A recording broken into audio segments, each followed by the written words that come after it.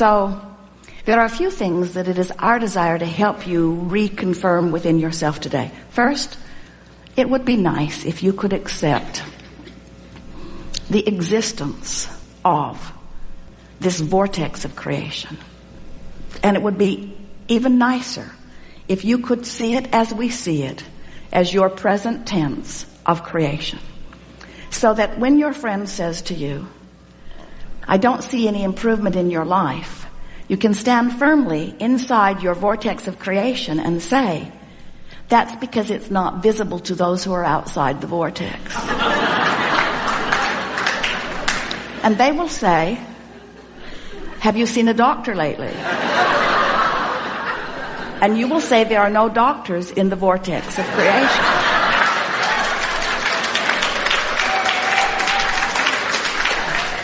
When you let being in this vortex, when you let tuning yourself into the vibrational frequency of all that you are be your top priority, you get so much life back. Do you know how many arguments, how many words, how many efforts, how much action is necessary just to keep you alive and out of desperation when you're not in the vortex?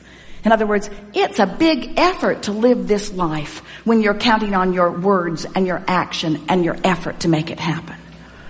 It's interesting. You could just have a conversation with one very well-meaning mother about her child that she adores more than life itself, and listen to all of the gyrations that she is going through in order to sort of kind of understand what's going on with her little boy and put it in the proper perspective, when really all she needs to do is step away from whatever's bothering him and away from whatever's bothering her and focus upon something that gives her access to the vortex, and from inside the vortex everything's clear. You cannot lead from behind. And if you are not in the vortex, then you have nothing to give anyone. Sometimes people say, Abraham, it seems like you teach selfishness. And we say, we really, really, really, really do. Because selfishness, let's define it. Selfishness means vibrational alignment with self. And in order to understand that, you got to know who self really is. Self is source. Self is pure positive energy. Self is worthy. Self is clear-minded. Self is healthy. Self is full of vitality. Self is eager about life. And when you are willing to be selfish, which means you are willing to mimic the vibration of self, which means you're willing to release the thoughts that hold you apart from that and practice the thoughts that cause you alignment with that, which simply means you're selfish enough to care how you feel. That's when they call it selfish. People say, oh, you're so selfish. You're pleasing you. And what they mean is, you should please me. You're selfish because you please you, and I'm not selfish because I think you should please me instead of you. There's some screwy reasoning going on. And every time it matters to you to please them instead of you, oh, it's such short-term gain. Such short-term gain. Because when you care about how someone else feels or how they are responding to you, so you behave in order to affect their response to you, you do them a very big disservice, because you teach them that through action and demand or cajole or control or power, that they can wrestle their life to the ground. And there's hardly going to be anybody as cooperative as you. Think about it. Have you ever had someone who was so cooperative they'd just do anything for you? And then they were the only one who would behave that way? So you just had that one friend? Often it was your mother. You weren't really ready for the world, were you? But when you show yourself that you have the power to come into alignment, not just with who you were before you were born, but with all that you've become ever since. Not just with you and all you've become, but with Source itself. When you show yourself that by being selfish, which means by reaching for the best feeling thought you can find on whatever subject is active, when you care about being in the vortex, you care about being in concert with the energy that creates worlds. And one who's in the vortex, one who's in alignment with that energy, is more powerful than millions who are not. It's such an interesting thing to watch what goes on in your planet, because you are so good at step one. Most of you have made such a career out of step one. You sift through the data and you know what you don't want, and you know what you do want, and you know what you don't want, and you know what you do want, and you know what you don't want, and you know what you do want, and you know what you don't want, and you know what you do want, and you know what you don't want, and you know what you do want.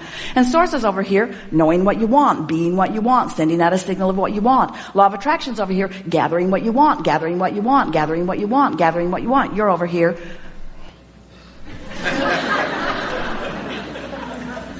That's creating by default. That's going where the wind blows. That's complaining about whatever they're complaining about and feeling about whatever's happening. But when you decide that you're going to take control of your relationship to who you really are, when you decide that you're going to tend to this gap between you, wherever you are on whatever subject you're experiencing, and who you really are and what you know about the same, now life is going to take a new form and shape for you. You're going to feel exhilarated. You're going to feel satisfaction. Those who are watching you will see you as someone who seems to create tremendously with ease.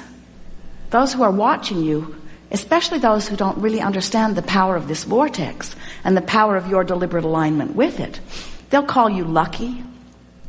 Many times they'll be jealous of you, because they'll watch your fortunes amass and your funds surround you, and they'll watch you in satisfying life experience. And when they say to you, "What do you know that I don't know?" the only thing that you can say to them that is of any real value to them is, "I figured out my relationship with me, and I'm constantly aware of my vibrational relationship to who I really am and what I really want. And I guide every thought I can to mesh with the wholeness that I am. I've become a deliberate thinker. I no longer create by default. I think on purpose, I speak on purpose, I act on purpose, and I don't do any of it unless I'm in the vortex." What do you mean? What's a vortex? What do you mean? What is a vortex? A vortex is a vibrational state of being that is the precursor of all positive motion forward of all that is. It's like encapsulated, condensed, straight up source. It's pure positive energy. It's the holding tank. It's the anchor. It's the touchstone. It's the place where all dreams and wishes and hopes are held until we find vibrational alignment with them. It's the eternal pool of well-being to which each of us have added mightily along the path of our physical experience. So this vortex, it is a reality even though you can't see it, but you can feel it. You know how your dog hears things you can't hear and smells things you don't want to smell? Because your dog has more acute sensitivity to sound than you do. Sound is just vibration, and hearing is just translating it. Smelling is just translating vibration. This vortex is something that while you can't see it, and while you may not be able to hear it, when you get in the vicinity of it, you can feel the deliciousness of it. And when you are far from it, you can feel the discord of not being close to it. Do you know that everything you feel all day, every day, is nothing more than feedback about your proximity to your vortex?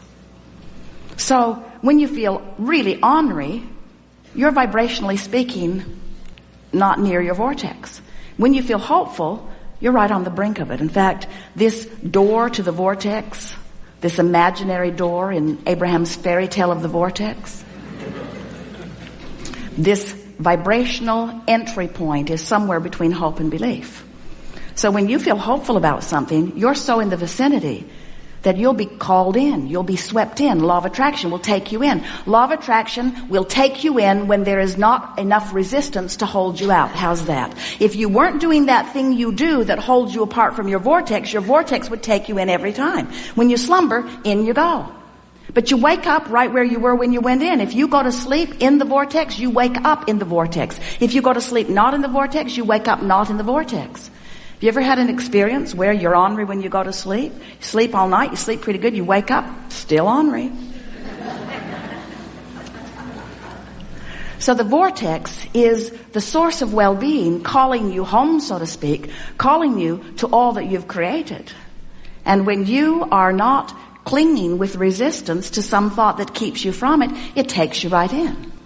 So really, when we say we want you to get into the vortex, what we really mean, a much more accurate way of saying it is, we want you to stop doing that thing you do that keeps the vortex from taking you in easily. Oh, you're going, you're just not going willingly sometimes.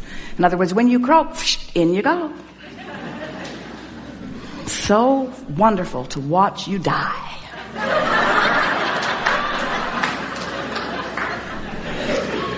Moving immediately into all that you have become, all that you've asked for. But we don't think you should have to croak in order to be in the vortex. We don't think you should have to croak in order to be what life has caused you to be.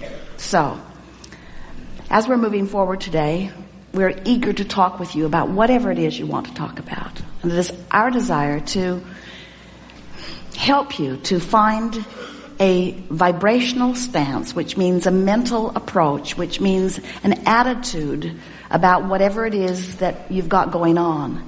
We want to help you soften your resistance, because when you soften resistance, the vortex takes you in. And that really is where you belong. You belong inside that vortex where rendezvous with exhilarating things can happen all day, every day.